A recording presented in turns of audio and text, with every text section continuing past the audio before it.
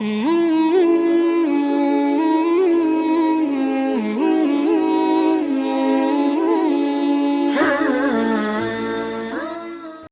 الشیطان الرجیم بسم اللہ الرحمن الرحیم الحمد لأہلہ والصلاة علی اہلہا۔ مومنین کرام، السلام علیکم ورحمۃ اللہ وبرکاتہ۔ نقش حیات پروگرام لے کر ایک مرتبہ پھر آپ کی خدمت میں حاضر ہیں۔ یہ پروگرام SNN چینل کی جانب سے آپ کی خدمت میں پیش کیا جا رہا ہے۔ چونکہ یہ نہایت ہی بابرکت مہینہ ہے جسے ماہ رمضان کہتے ہیں، اور یہ ماہ عبادت ہے اور ماہ دعا ہے۔ لہذا میری خواہش یہ ہے کہ آج بہت ہی مختصر گفتگو دعا کے سلسلے میں کی جائے۔ دعا ہے کیا؟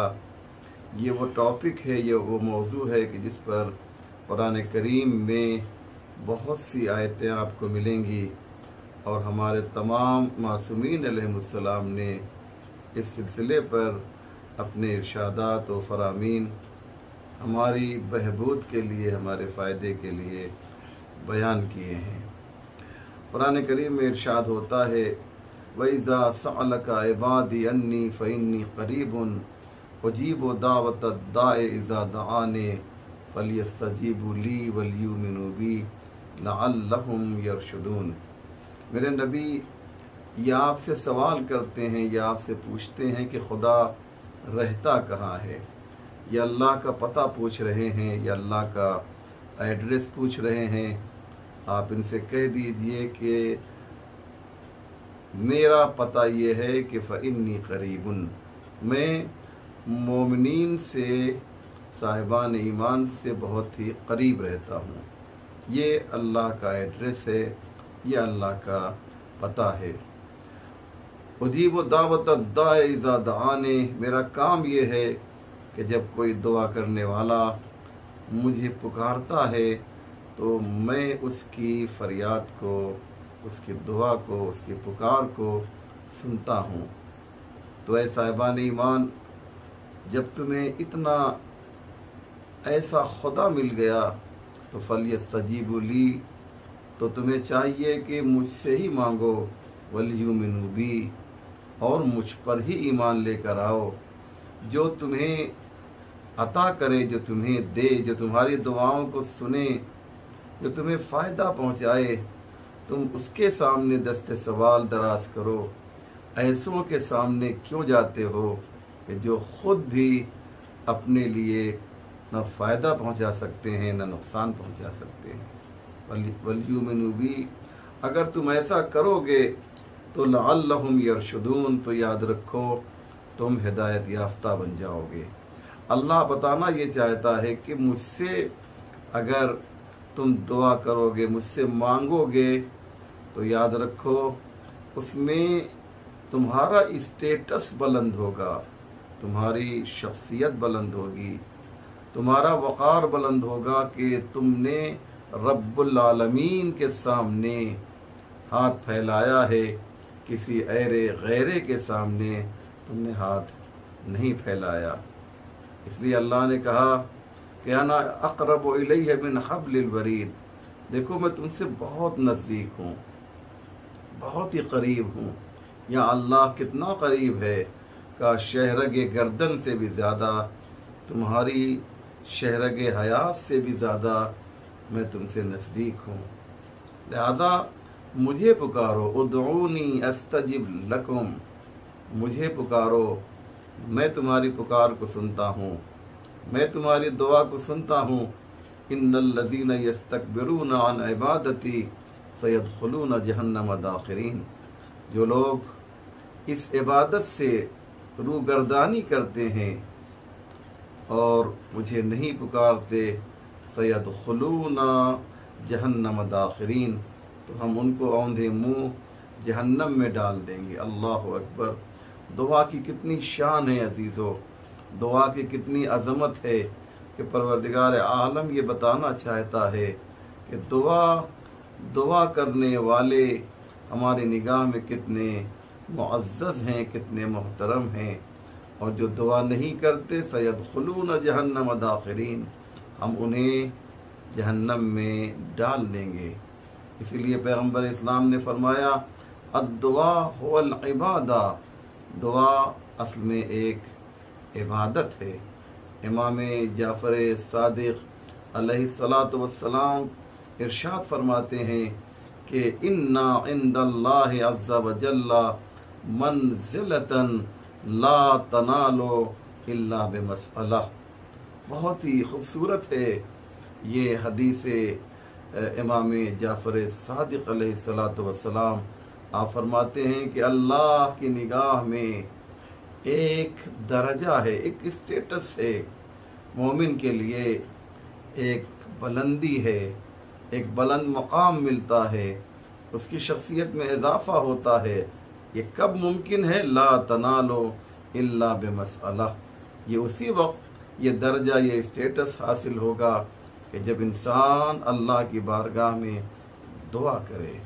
تو آپ نے دیکھا عزیزو کہ دعا کی عظمت کتنی ہے۔ ایک بہت ہی مشہور پیغمبر اسلام کی حدیث ہے، آپ فرماتے ہیں کہ الدعاء صلاح المومن، دعا مومن کا اسلحہ ہے، دعا مومن کا ہتھیار ہے۔ یعنی کیا مقصد؟ ہتھیار کا فائدہ کیا ہے؟ ہتھیار اور اسلحہ جو ہے انسان کو سکون عطا کرتا ہے۔ میں آپ کو ایک مثال دوں گا تو انشاءاللہ بات واضح ہو جائے گی کہ یہ جو کہا ہے پیغمبر اسلام نے کہ الدعاء صلاح المومن، دعا مومن کا اسلحہ ہے، دعا مومن کا ہتھیار ہے۔ یہ ہتھیار کس کام میں آتا ہے؟ مثلا ہم یہاں سے چلے، جنگل میں چلے، دو ہمارے ساتھ ہم تھے اور ہمارا ایک دوست اور تھا، ہم دونوں جنگل میں چلے، اور مثلا میرے پاس اسلحہ تھا اور میرے ساتھ جو میرا ساتھی تھا وہ نہتہ تھا، اس کے پاس کوئی اسلحہ نہیں تھا، دونوں جنگل میں سفر کر رہے ہیں۔ اب انصاف سے بتائیے، اگر یہ احساس پیدا ہو جائے، یہ خیال پیدا ہو جائے کہ کہیں کوئی درندہ تو نہیں آ جائے گا، کہیں کوئی پھاڑ کھانے والا جانور تو نہیں آ جائے گا، کہیں شیر اور بھیڑیا کا تو سامنا نہیں ہو جائے گا، دونوں کے ذہن میں یہ خیال پیدا ہو سکتا ہے۔ لیکن جس کے پاس بندوق ہے، جس کے پاس اسلحہ ہے، اس کے پاس اطمینان پایا جا رہا ہے۔ کیوں؟ اس لیے کہ اگر یہ حیوان درندہ آئے گا، اگر یہ شیر آئے گا، اگر یہ بھیڑیا آئے گا، تو ڈیفنس کے لیے، دفاع کے لیے ہمارے پاس اسلحہ موجود ہے۔ تو جس کے پاس اسلحہ ہے اسی کے پاس اطمینان بھی ہے۔